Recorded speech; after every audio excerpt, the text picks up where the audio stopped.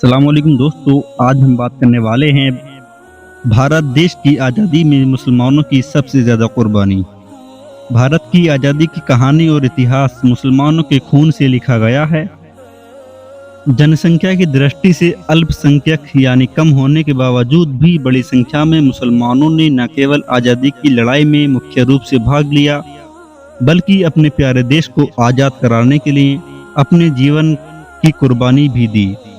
ये शब्द किसी आम भारतीय राजनीतिक नेता या मुस्लिम विद्वान या किसी मौलाना के नहीं, बल्कि मशहूर पत्रकार और लेखक स्वर्गीय खुशवंत सिंह ने कहे थे। आपको बता दें कि दिल्ली के इंडिया गेट पर स्वतंत्रता सेनानियों के करीब 95,300 नाम लिखे गए हैं, जिनमें से 61,945 मुस्लिम सेनानियों के नाम हैं। इसका मतलब यह हुआ कि भारत की आज़ादी के लिए अंग्रेजों के खिलाफ आवाज़ उठाने, लड़ने और बलिदान देने वालों में से 65% मुस्लिम स्वतंत्रता सेनानी थे। स्वतंत्रता संग्राम में मुसलमानों ने सबसे ज़्यादा कुर्बानी दी, लेकिन उनके बलिदान, उनकी कुर्बानी को जानबूझकर छुपाया गया या जनता की नज़रों से ओझल कर दिया गया। सच्चाई जानने और इसकी तह तक जानने के लिए भारतीय इतिहास को खंगालना होगा। हर भारतीय को इन बातों का पता होना चाहिए और अपने बच्चों को भी देश के स्वतंत्रता आंदोलन की यानी आज़ादी की असली लड़ाई से अवगत कराना चाहिए, यानी बताना चाहिए। आज़ादी की लड़ाई में मुसलमानों के बलिदान के लिए हर भारतीय को जागरूक करना हम सभी का फर्ज है। यदि हम अंग्रेजों द्वारा भारत पर नाजायज कब्जे और उनके खिलाफ आज़ादी की लड़ाई की शुरुआत की जांच करें तो यह सच सामने आता है कि पहली आज़ादी की लड़ाई को हैदर अली और उनके बेटे टीपू सुल्तान द्वारा शुरू किया गया था और पहली बार 1790 में हैदर अली और टीपू सुल्तान ने मैसूर निर्मित रॉकेटों की बड़ी सफलता के साथ प्रयोग किया। हैदर अली और उनके बहादुर बेटों ने 1780 और 1790 के दशक में ब्रिटिश हमलावरों के खिलाफ रॉकेट और तोप को बखूबी ढंग से इस्तेमाल किया। भारत में हर कोई जानता है कि झांसी की रानी ने अपने दत्तक पुत्र के लिए राज्य और शासन पाने के लिए लड़ाई लड़ी थी, लेकिन हम में से कितने लोग जानते हैं कि बेगम हजरत महल आज़ादी के पहले युद्ध की गुमनाम नायिका थीं, जिन्होंने ब्रिटिश मुख्य आयुक्त सर हेनरी लॉरेंस को भयभीत यानी डरा दिया था और 30 जून 1857 को चिनपोट की निर्णायक लड़ाई में अंग्रेजी सेना को उनके द्वारा अपमानजनक हार का सामना करना पड़ा था। क्या आप जानते हैं कि भारत के पहले विश्व युद्ध का आयोजन और नेतृत्व किसने किया था? जवाब है मौलवी अहमदुल्ला शाह, जिन्होंने देश में पहला स्वतंत्रता संग्राम आयोजित किया था। इस स्वतंत्रता संग्राम में बड़ी संख्या में स्वतंत्रता सेनानियों ने अपनी जानों की कुर्बानी दी, जिनमें से 90% स्वतंत्रता सेनानी मुस्लिम थे। अशफाकुल्ला खान को ब्रिटिश राज के खिलाफ साजिश के आरोप में फांसी दी गई। इस तरीके से वह ब्रिटिश सरकार के खिलाफ अपने संघर्ष के लिए फांसी दिए जाने वाले पहले स्वतंत्रता संग्राम मुजाहिद बन गए। फांसी के वक्त अशफाकुल्ला खान मात्र 27 वर्ष के थे। मौलाना अबुल कलाम आज़ाद भारत के स्वतंत्रता आंदोलन के दौरान एक प्रमुख धार्मिक विद्वान यानी मौलाना और भारतीय राष्ट्रीय कांग्रेस के एक वरिष्ठ मुस्लिम नेता थे। शराब की दुकानों के खिलाफ महात्मा गांधी के धरना अभियान में केवल 19 लोगों ने भाग लिया, जिनमें से 10 मुस्लिम थे।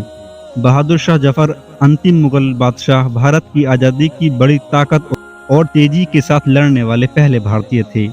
उनकी इसी लड़ाई से 1857 का राजद्रोह हुआ। पूर्व प्रधानमंत्री राजीव गांधी ने बर्मा, म्यांमार यानी रंगून में बहादुर शाह जफर की समाधि का दौरा करने के बाद अपनी किताब इम्प्रेशंस में लिखा, भले ही आपको बहादुर शाह जफर भारत में जमीन नहीं मिली, आपको यहाँ बर्मा में जमीन मिली, आपको रंगून यांगून में दफनाया गया है, लेकिन आपका नाम जिंदा है। मैं भारत के पहले स्वतंत्रता संग्राम के प्रतीक बहादुर शाह जफर को श्रद्धांजलि अर्पित करता हूँ। भारत की स्वतंत्रता संग्राम का प्रारंभिक बिंदु यानी शुरुआत करने वाले थे। आपको यह भी बता दें कि MAM अमीर हमजा ने Indian national army Azad Hind फौज को लाखों रुपयों का दान दिया था। वह भारतीय राष्ट्रीय सेना के स्वतंत्र पुस्तकालय के प्रमुख थे। अब इस स्वतंत्रता सेनानी का परिवार बेहद गरीबी में रह रहा है और तमिलनाडु के रामनपुरम जिले में किराए के मकान में रहता है। मेमन अब्दुल हबीब यूसुफ मुरफानी को भारतीय नहीं जानते। ये वही शख्स हैं जिन्होंने अपनी 1 करोड़ रुपये की पूरी संपत्ति इंडियन नेशनल आर्मी को दान कर दी थी। उन दिनों 1 करोड़ रुपये कोई मामूली रकम नहीं थी। मेमन अब्दुल हबीब यूसुफ मुरफानी ने अपनी सारी संपत्ति नेताजी सुभाष चंद्र बोस की इंडियन नेशनल आर्मी को दान कर दी। शाहनवाज खान भारतीय राष्ट्रीय सेना में एक सैनिक और एक राजनेता और एक मुख्य अधिकारी और कमांडर थे। नेताजी सुभाष चंद्र बोस द्वारा गठित बनाई गई स्वतंत्र भारत के निर्वासित मंत्रिमंडल के 19 सदस्यों में 5 मुस्लिम थे। बी अम्मा नाम की एक मुस्लिम महिला ने आज़ादी की लड़ाई में 30 लाख रुपए से अधिक का बहुमूल्य दान दिया था। तमिलनाडु में इस्माइल साहब और मुरुगनायगम ने लगातार 7 वर्षों तक अंग्रेजों के खिलाफ लड़ाई लड़ी।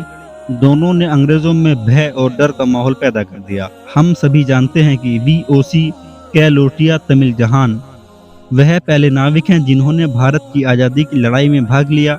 हम में से कितने लोग इस जहाज को दान करने वाले फकीर मोहम्मद राठौर के बारे में जानते हैं। वीओसी को गिरफ्तार कर लिया गया तो वीओसी की रिहाई के लिए प्रदर्शन करने पर ब्रिटिश पुलिस ने मोहम्मद यासीन की गोली मारकर हत्या कर दी। त्रिपुरा कलारन कुदी किट्ठी कुमारन ने भारत के स्वतंत्रता आंदोलन में भाग लिया। कुमारन सहित 7 अन्य को गिरफ्तार कर लिया गया। ये सभी मुसलमान थे जिनके नाम इस प्रकार हैं: अब्दुल लतीफ़, अकबर अली, मोहिउद्दीन खान, अब्दुल करीम, बाबो साहिब, अब्दुल लतीफ़ और शेख बाबा साहिब। कोई भी इंसान स्वतंत्रता आंदोलन के लिए मुस्लिम मुजाहिदीन द्वारा किए गए कुर्बानियों पर हजारों पेज लिख सकता है, लेकिन बदकिस्मती दुर्भाग्य से सांप्रदायिक फांसीवादी शक्तियों ने इस सच्चाई और वास्तविकता को आम भारतीयों से छुपाया है। और न केवल इसे छुपाया बल्कि भारत के इतिहास को छुपाया है। सच तो यह है कि वोट पाने के लिए लोगों को बांटने के लिए इतिहास को तोड़ मरोड़ कर फिर से लिखा गया। देशभक्त भारतीयों को गलत मंशा वाले राजनेताओं के पाखंड का शिकार नहीं होना चाहिए, बल्कि एक मजबूत, स्थिर और प्रगतिशील देश के लिए सभी नागरिक को एकजुट होना चाहिए।